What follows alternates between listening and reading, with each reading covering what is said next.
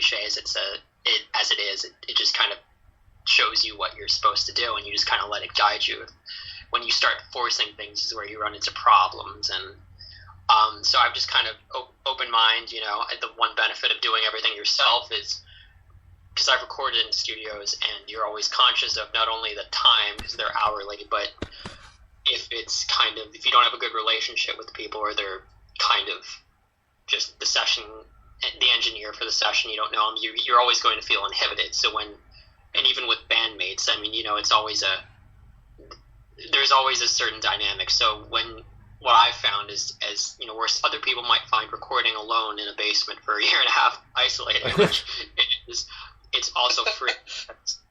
The only person who judges you is yourself. So I think that's part of what allows my music to be honest, is that it's kind of the only place where I don't feel awkward in life. Like, it's sometimes, you know, it's just you kind of, you're always thinking about people's perception of you and just kind of reading people, and you know, it's kind of like writing a song in your bedroom, like you're just there with your guitar or whatever. And so I kind of let that process guide me, and the story kind of, which I guess we can either talk about or I won't ramble on too long, but the story of it kind of started to fall into place for me. A lot of the time I don't really know what the song is about until later, and sometimes there are songs that I'll write and then later on I'm like, oh, I get what that was about. I didn't know I was feeling that way. So it's kind of a weird, I don't know, unconscious experience for me. So. Well, you know what, that's what works for you, and you know, and no one like can take that away, and just like every artist has their different conception or idea of how they're going to create the music, and a lot of times it just happens, like you just said, or it just there's no initial, like, you know what, you're right, let's do it this way, because you're right, because a lot of times when it is forced, it may come out quicker, but then it just doesn't sound as good, or not exactly what you wanted to hear, so you release it and it's like, oh man, why did we do that? Right? Yeah, no, I mean, it's again, I can't speak for other people, I mean, but it's always been just a natural thing for me, and it's kind of I started this record because I felt like I had to write something. Like, it's never a sort of like, oh, like, here we go again, and I'm always writing. I mean, there were probably, 25, 27 songs that didn't even make this record that I didn't even get to, just that I thought, you know, I could have made a double album, but I'm like, okay, maybe next time. Yeah, well, you know, that's what I was thinking too, is I was kind of leaning towards asking about that, just because, you know, it kind of reminded me a little bit of Nine Inch Nails' album, The Fragile. So that's what it reminded me of. It's like, well, that's a lot of tracks. I wonder if the idea of a possible double album was in his head, or if it'll ever happen, because like that's what the first thing that stood out to me. Because such a flow of it did remind me a lot of The Fragile. The Fragile always is probably my favorite Nin album, but that being said, it just the flow of it just works really well. I was like very impressed with it. You know, it doesn't happen too often where you get that nailed down, especially when there's such like different concepts and different ideas and different tempos altogether. Like a really, really almost organized chaos, is I think is the best way to put it. But like really, it was really impressive. Oh, thank you, gosh. Yeah, no, I was actually talking to Recite the Plan about this, because he's kind of been someone who I kind of touch base with, and we're just kind of on the same wavelength. And I'm, you know, it's interesting because, I mean, even with this record, it's an hour and 18 minutes long. Right. It's a 16 record, and it's like, you know, a lot of people are like, well, what the hell? Like, and it's interesting because my mentor, Michael James, who mixed both records, he's kind of been, you know, he wrote something very nice about the record recently, and he's actually the only person, by the way, to ever play on an ill-advised record. He played the acoustic guitar and really? on Jits. So he's the only one, and I was very honored to have him play. But for sure, he's like, oh, you're very brave for doing 7-minute songs, and I'm like, to me, it's like it's not brave at all. It's just like you do what the song calls for. Like, how do you tell the story? And so it's so interesting that you mentioned that, because I mean, I've always kind of thought of the whole Smashing Pumpkins, Nine Inch Nails kind of arc where, right, you know, two records in a double album, and I've always kind of wanted to do it that way. So who knows? Maybe there will be an actual double record next. I don't know. I'm already kind of thinking about the next one. That's usually what happens. I finish one, and then it's like, okay, what's next?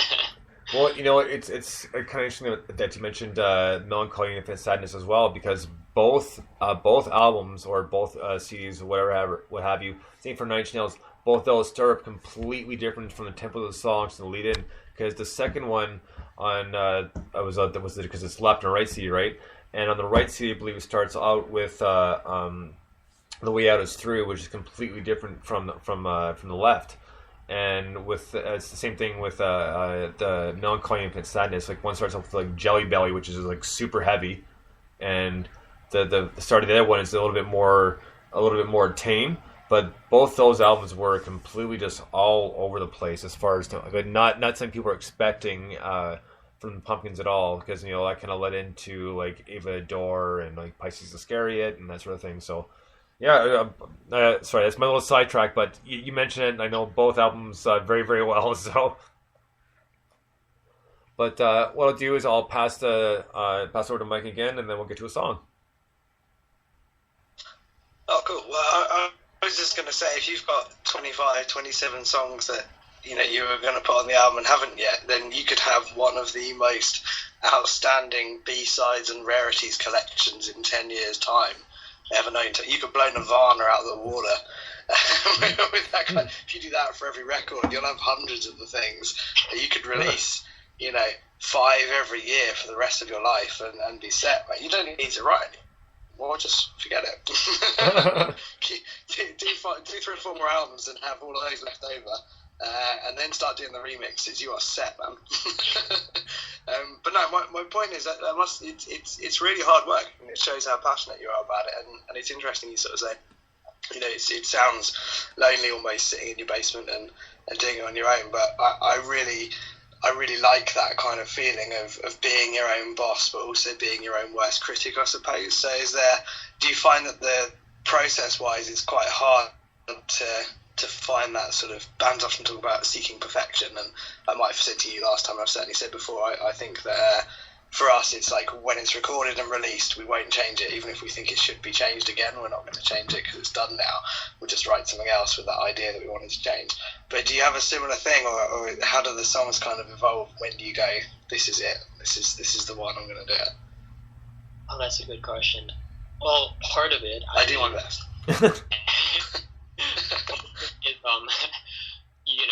I guess, and I hate to use the term indie artist because I feel like on the one hand it implies that you're not professional in a way. At least that's how some people perceive it. I mean, so it's kind of, and it almost puts you in that category where people think you're like playing garage rock, which is cool, but that's not obviously what I'm doing. But right. I guess indie in the sense of what it classically meant, which would be alternative or underground or whatever, like the bands that started the indie labels like Sub Pop and Wax Trax and stuff like that, where you basically had a limited budget. And I mean, what people don't get, I think, is they think that, I mean, it's an interesting, I'm not to get into the business too much, but I mean, people assume that because you can put anything online that means it's cheap to record, when people don't get that digital recording was in the early 2000s, before iTunes really became a big thing and streaming right. and everything. Digital recording was getting cheaper anyway, consumer recording, so the two aren't parallel, and to make a record does cost money. No matter how you can lower the cost of recording at home, but to mix and master a record and to really, it's not, we're not doing this, we can't, people say, oh, you can record in GarageBand. Yeah, you can, but it's not going to sound like a record unless you're like spending years and years perfecting the mix. Right. So, so that limits you. I mean, so in terms of, there is a point where you have to say, okay, I have this deadline. I mean, I do have deadlines. I record it, and then there's like a point where it's like you have to get it done, and then it has to be mixed within a certain amount of time. I mean, I did a lot of the sub-mixing on this. I mean, whereas Parkway I didn't do too much, but I basically would sub-mix the tracks. All the synths were mixed, the guitars, some of the drums. So I did that because, to record to mix a 16 track record. I mean, right. It's to do anything. I mean, it's so that really. So in that sense, you're limited, and you kind of have to go. Okay, I have this amount of time, and I mean, it's a lot of 24-hour days where you're not getting any sleep, and right. The weeks when you get to mix the record, it's like I probably was up from, I got maybe 3 hours of sleep every night, and that was I was doing it, but but you do what you got to do. So I do work relentlessly in that regard. No, I mean, for me, it's like I feel bad. I wish I could be like, no, it's like this is exactly what I do, but just feel it.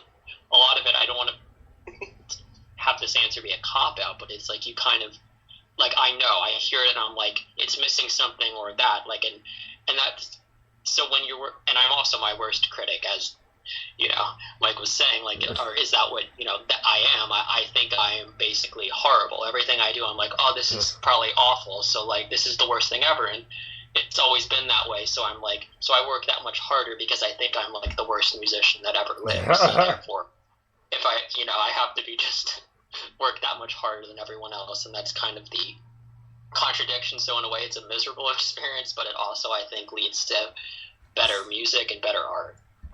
It almost sounds like it's like Family Guy. Oh, come on now, that's not nice. Meg is just awful, right? so well, no, it's yeah. I mean, and you kind of have to.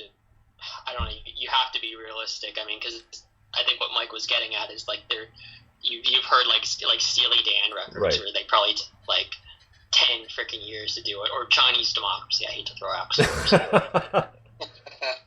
The thing is, that's not a very good album. They spent 16 years trying to create something that was so modern and amazing and everything else, and I can't listen to that. It's really disappointing. It's really sad. No, it's kind of back. I go back. I wonder, like, and they spent so much money, however many millions on that record, and right, it's kind of like, I don't know. It's difficult for us indie artists to kind of do it, but at the same time, you wonder if those limitations are kind of beneficial to the art at the end of the day, as opposed to having like $1 million to just go make a record in the super nice studio and like take a couple years to just be like, yeah, we'll get to that song whenever. Well, you know what? It's funny that you mentioned that because pretty sure it was for Nirvana's album Incesticide. Before they recorded it, their producer, the guy who's going to produce it, said, what, how about this? How about we have a little wager? And they're okay, well, what's the catch? So pretty much he says, I'll tell you what, if you can beat me in a game of pool, it says, I will pay for the recording. He goes, if you lose, the cost doubles. Or you can opt out. They're like, you know what? Yeah, we're going to opt out. We'll just pay for it. We're good. Because not taking the chance of paying double the cost of what it would cost to make Incesticide, right? And Incesticide was pretty cool because a lot of people consider that kind of like a filler album, even though I don't think it was. I mean, at first I might have, but I kind of changed my mind drastically because there was a lot of fun stuff in there. It was more of like